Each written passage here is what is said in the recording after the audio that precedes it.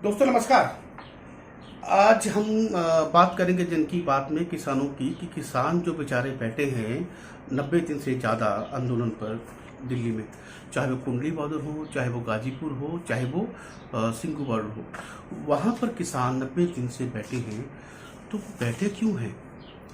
वो इस बिल से खुश क्यों नहीं है? हालांकि सरकार के कुछ लोग बोलते हैं ये बिल बहुत अच्छा है और आप इस बिल को 6 महीने या 1 साल देखिए।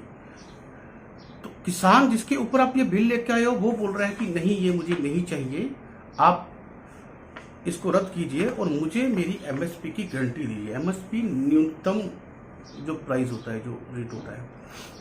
अब एमएसपी का जो पूरा खेल है वो है क्या? पंजाब में अगर हम बात करें गेहूं की खेती के ऊपर, तो जो लगभग जो एमएसपी मिलती है किसानों को, या पंजाब ले लीजिए, या हरियाणा ले लीजिए, तो मिलती कितनी है? 1870 रुपये, नियर अबाउट 1800 के 70 के आसपास। तो इसी प्रकार से अगर हम इस देश में बिहार में चले जाएं तो वहाँ पर जो गेहूं की खेती है, जो किसान करते हैं, तो उनको क्या भाव मिलता है? क्योंकि वहाँ पर तो मंडियाँ बंद कर दी आपने 2005 से। तो वहाँ पर जो किसानों को भाव मिलता है वो मिलता है लगभग 850-900 के करीब ये भाव मिलता है। तो बिहार का किसान इसीलिए बेचारा वो पंजाब तक आता है और वहाँ पर खेतों में मजदूरी करता है। आप जरा सोचिए, जिसकी 3 से 4 कनाल, जिसको हम एकड़ बोलते हैं, जगह होगी, वो बेचारा वहाँ से छोड़ के पंजाब में आकर या हरियाणा में आके बेचारा मजदूरी करता है। और दूसरी बात आपको बता दूँ रिटेल की। अब इस व्यापार को आप समझिए, किसी व्यापार के पीछे क्यों लगी है सरकार या बड़ी बड़ी कंपनियां? क्योंकि ये व्यापार है ही इतना, इस पे पैसा किसान ने चाहे नहीं कमाया, लेकिन किसानी के साथ साथ जितनी कंपनियां हैं उन लोगों ने बहुत पैसा कमाया है। उन लोगों की जितनी भी कंपनियां हैं, आप कोई भी कंपनी ले लीजिए, हम ट्रैक्टर को लेते हैं, ट्रैक्टर की जितनी भी कंपनी है ट्रैक्टर की, उन कंपनियों को 1 लाख करोड़ की वर्थ तक पहुंचने के लिए कुछ समय नहीं लगा।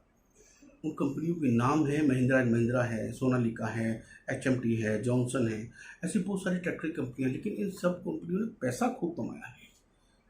यही कंपनियां नहीं, दूसरी जो कंपनियां हैं उन्होंने भी जो किसान के उपज है, उनका जो उपज है, उनका सामान है, उनको भी लेकर खूब पैसा कमाया है। जैसे नेस्ले है, पतंजलि है, बाबा रामदेव की रुचि सोया है, इन लोगों ने भी हर साल इनकी आप जब ग्रोथ देखोगे 20 से 25% मिनिमम है, बढ़ती ही है। और ये कंपनियां आज की तारीख में लाखों करोड़ों रुपया कमा रही है। आप इन कंपनियों के छोटे से छोटे एग्जेक्टिव को भी देख लो कि उनका पैकेज जो बाबू लोगों का होता है वो कम से कम 10 से 12 लाख रुपए का महीने का होता है। और किसान की मिनिमम आय इस देश में आप खुद समझ सकते हो कि कितनी है आज की तारीख में। अब किसान खड़ा क्यों वहाँ पर? वो आपसे मांग क्या रहा है? क्या मांग रहा है आपसे? न्यूनतम मूल्य। इसका पूरे का जो मैंने थोड़ा सा इसको एनालिसिस किया, मैं आपको बताता हूँ। अब बात अटकती है एक्सपोर्ट की। पिछले साल दिसंबर तक जो हमारे देश में एक्सपोर्ट हुआ कृषि के जो उपज थी वो था 38 बिलियन का। और इसको जो सरकार इसको लेके जाना चाहती है, वो लेके जाना चाहती है 60 बिलियन तक। अब ये होगा कैसे? अब होगा कैसे जब अंतर्राष्ट्रीय मार्केट में जब आपने बाजार खोल दिया है, तो बाजार में जब हिंदुस्तान का भारी मात्रा में जब किसान के ऊपर जो एग्रीकल्चर के जो सामान है, वो उपज है, वो जब एक्सपोर्ट होगी, तो उसको बेचेगा कौन? बेचेगा वही जिसके पास माल है, जिसके पास बड़ा बड़ा गोडाउन है। अब इसके पीछे है कौन? इसके पीछे मैं आपको बताता हूँ कि जो बड़ी बड़ी कंपनियां हैं, अडानी जी हैं, इन्होंने बहुत बड़े बड़े गोडाउन पहले से ही तैयार कर दिए हैं। यहाँ पर हम लोग कृषि की उपज को हम लोग जितना भी है इसको हम स्टॉक करेंगे, उसके बाद ये लोग उसको एक्सपोर्ट करेंगे अपने भाव के ऊपर। क्योंकि जिसके पास गोडाउन बड़े होंगे, जिसके पास स्टॉक होगा, वही इसका खिलाड़ी बनेगा भी।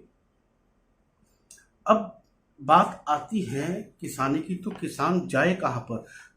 एक कंपनी है आईटीसी, आप सबको मालूम होगा, बिस्किट वगैरह बहुत सारे वो बनाती है, आटा आप देख लीजिए। तो बहुत सारी चीज़ बनाते हैं। पिछले साल ही दिसंबर तक उन्होंने 22 लाख टन गेहूं खरीदा है, लेकिन वो किसान से नहीं खरीदा, वो खरीदा गया है बड़े बड़े बाबू लोगों से और एफसीआई से। इसी प्रकार से जब ये मालूम चला कि ये बिल आ गया है तो बड़ी बड़ी कंपनियां, जो जितनी बड़ी बड़ी कंपनियां हैं, रिलायंस ने रिटेल का पूरा अपना ब्यौरा तैयार कर दिया है। अमेजोन, गूगल के साथ उन लोगों ने अपना टाई अप कर लिया है कि हम लोग रिटेल में उतरेंगे और किसानों की जितनी उपज होगी हम सील करेंगे। इसी तरह से नेस्ले है, कोको कोला है। कोको कोला तो अभी एक कंपनी लेके आ रही है, अभी जनवरी में उन्होंने लॉन्च किया, रानी पोर्ट के नाम से एक जूस लेके आ रही है। लेकिन वो जूस का जो उपज है वो बनाएगी कैसे और वो सामान कहाँ से लेगी जो किसान उगाता है? अब वो लेगी कहाँ से? क्योंकि पहले तो एफसीआई में जाता था सारा सामान, लेकिन अभी जो बड़े बड़े बाबू हैं वो ये सब स्टॉक करके ये सब करेंगे। लेकिन हम बात करते हैं किसान को मिला क्या 66 की हरित क्रांति से आज के, जिसको आप बोलते हो कि बदलाव है, रेवोल्यूशन है, एग्रीकल्चर रेवोल्यूशन जिसको बोलते हो, इस दौर में किसान को मिला क्या? किसान की जो उपज है वो कितनी बड़ी है और उसको मिला क्या आज तक? इतनी बड़ी बड़ी जो कंपनियां हैं जो एग्रीकल्चर से साथ जुड़ी हुई हैं, वो लोगों ने 1 करोड़ रुपया, अरबों रुपया कमा लिया है, लेकिन किसान आज की तारीख में भी वही खड़ा है जहां पर वो 1966 में खड़ा था। और इस दौर के समय को आप देख लीजिए कि किसी की जवानी से लेके बुढ़ापा तक आ गया होगा, लेकिन किसान की जो इनकम है या उसका स्रोत वो नहीं बढ़ा है, तो वही का वही है। आप एक नॉर्मल एक पगार लगा लीजिए, 66 सन में एक आदमी की कितनी पगार थी और किसान का जो गेहूं था उसको क्या दाम था, वो आज तक कहाँ पर खड़ा है। जो आप आज की तारीख में आटा जो अपने घर पे 40 से 50 रुपये किलो लेके आते हो, वही गेहूँ 8.5 या 9 रुपये किलो से खरीदा जाता है। उसको पीस आकर ये लोग आपको 40 से 50 रुपये किलो तक आटा देते हैं। लेकिन अब जब ये खेल चलेगा, जब बड़ी बड़ी कंपनी आएगी, कॉर्पोरेट आएंगे, तो ये शायद आपको और महंगा मिलेगा। अब किसान जाए कहाँ पर? आपने डीजल महंगा कर दिया, किसान सिंचाई करता है, उसको डीजल चाहिए, आपने डीजल भी महंगा कर दिया। अपने किसान के जितने भी औजार हैं आपने उन पर जीएसटी लगा दी, उनको महंगा कर दिया। तो किसान खड़ा हो तो खड़ा कहाँ पर? और इसके समझदार आप ही हो, आप ही खुद समझ सकते हो। ये मेरी छोटी सी खबर थी। आप देखिए आगे इस प्रकार की खबरें के लिए जन की बात में। मैं पंकज बेदी, जनता समाचार।